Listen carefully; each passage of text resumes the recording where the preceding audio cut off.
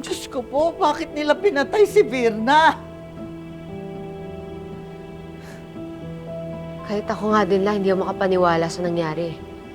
Sasamahan po dapat namin siya papunta sa polis para magbigay ng statement tungkol sa pagkamatay ni tatay. Pero huli na. Ano ba itong nangyayaring to? Napakasama ng taong gumawa nun. Eh, ang bait-bait ni Virna.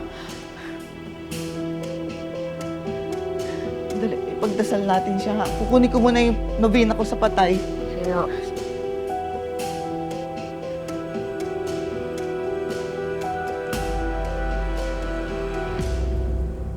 Mira, hindi mo na dapat kwento sa lola mo ang tungkol kay Virna. Bakit naman hindi, Magnolia? May koneksyon ng pagkamatay ni tatay sa i-report ni Aling Virna. Manugang lang ni Lola si tatay. Pero pinuring niyang anak. Kaya may karapatan siya na malaman ang mga nangyayari. Pero mas mahihirapan tayong kumilos kung bawat galaw mo, ibabalita mo sa kanila. Ayoko na kasing dagdagan pa yung mga sinisikreto ko sa pamilya ko.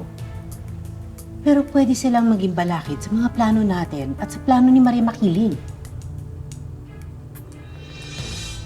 Magnolia, kapag tungkol sa plano natin, makikinig ako sa'yo. Pero kapag tungkol sa pamilya ko, wala kang karapatan makialam.